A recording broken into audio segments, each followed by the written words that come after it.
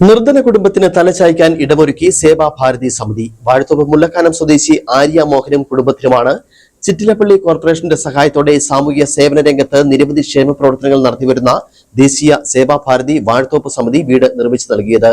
വാഴത്തോപ്പ് ഗ്രാമപഞ്ചായത്ത് president Ancy Thomas ചടങ്ങ് ഉദ്ഘാടനം ചെയ്തു. അടച്ചുറപ്പുള്ള ഒരു വീടില്ലാതെ ദുരിതം അനുഭവിച്ചു വന്ന വാഴത്തോപ്പ് മുല്ലക്കാനം സ്വദേശി ആര്യ മോഹനും കുടുംബത്തിനും ഇനി സുരക്ഷിതമായി അന്തി ഉറങ്ങാം.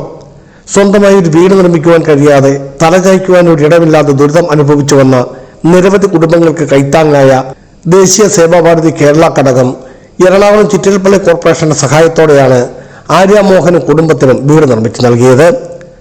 സേവാഭാരതി വാഴത്തോപ്പ് സമിതി പ്രസിഡന്റ് EN ബിനീഷ് അധ്യക്ഷത വഹിച്ച യോഗം വാഴത്തോപ്പ് ഗ്രാമപഞ്ചായത്ത് പ്രസിഡന്റ് ആൻസി തോമസ് ഉദ്ഘാടനം ചെയ്തു. നമ്മളാലാകുന്ന വിധത്തിൽ മറ്റുള്ളവരെ സഹായിക്കുക എന്നുള്ളത് ഒരു പുണ്യപ്രവൃത്തിയാണ്.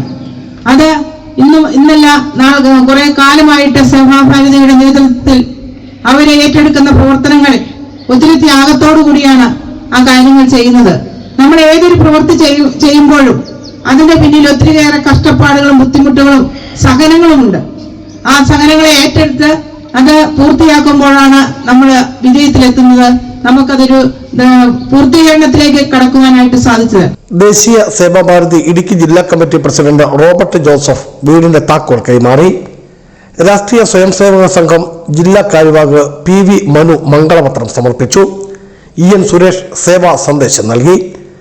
സേവാഭാരതി വാഴത്തോപ്പ് മണ്ഡലം secretary S Ajith Kumar, ward member Shobi Jaison, മറ്റ് ഭാരവാഹികളായ Ranjini Ramdas, Sudheesh S, PM Biju, S Vijayakumar, Surendran Rajan കൊടിഞ്ഞയിൽ, Jayadevan PK Suresh, Binu Anamika, Shivan KK എന്നിവർ ആശംസകൾ അർപ്പിച്ചു. ബിജു വൈശൻ പറമ്പിൽ, ഇടുക്കി വിഷൻ ന്യൂസ്, ഇടുക്കി.